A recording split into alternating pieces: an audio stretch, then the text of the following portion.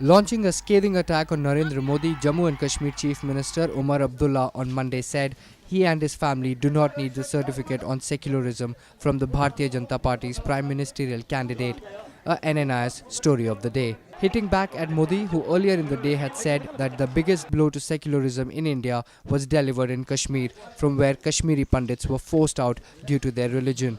Omar Abdullah said the Gujarat Chief Minister has insulted all Kashmiris with his statement.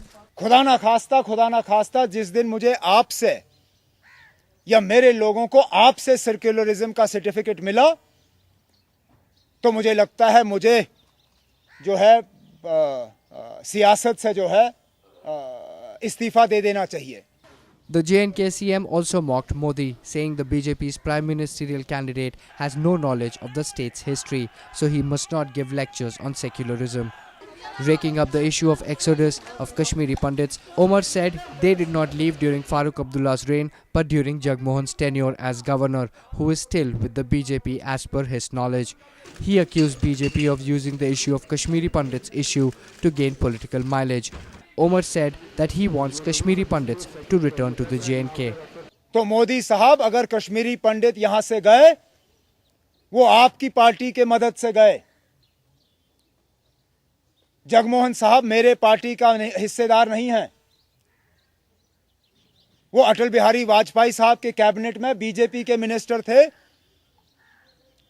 और अगर मेरी जानकारी सही है अभी तक भी उन्होंने बीजेपी को जो है खुदा हाफिज किया नहीं है. मोदी साहब बहुत चीजें जानते हैं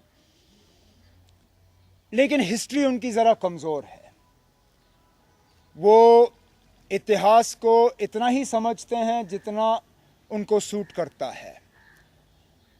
अब जो शख्स महात्मा गांधी का सही नाम ना जाने उससे मैं क्या उम्मीद करूं कि वो कश्मीर की हिस्ट्री को कहां तक समझे.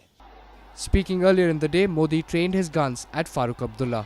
और उस समाज में अगर इस प्रकार की भाषा बोली जाए, कभी कभार कोई घटना घटे या किसी का बयान आ जाए, क्या हिंदुस्तान का सेकुलरिज्म इतना रद्दी है क्या कि कोई एक बयान दे तो खराब हो जाएगा. और इसलिए फारूक अब्दुल्ला से मैं कहना चाहता हूँ, हजारों साल के हिंदुस्तान के इतिहास में भारत की हजारों साल की महान सेकुलरिज्म की परंपरा को सबसे बड़ी चोट, गहरी चोट अगर कहीं पड़ी है तो कश्मीर में पड़ी है. और वो भी श्रीमान फारूक अब्दुल्ला जी आपके पिताजी की राजनीति के चलते हुआ है.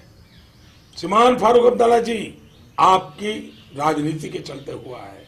श्रीमान फारूक अब्दुल्ला जी आपके बेटे की राजनीति के चलते हुआ है. The Congress, however, promised to fight for the secular nature of the country.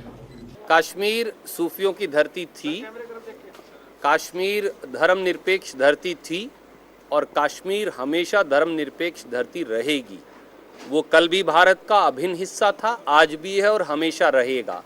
हम उन सब लोगों को जिन्हें चिंता है इस देश में सांप्रदायिक विभाजन की, विश्वास दिलाना चाहेंगे भारतीय राष्ट्रीय कांग्रेस के मंच से कि भारतीय राष्ट्रीय कांग्रेस अपने खून के आखिरी कतरे तक इस देश के मूलभूत सिद्धांतों, इस देश के सेकुलरिज्म और इस देश के सर्वधर्म समभाव के लिए लड़ती रहेगी.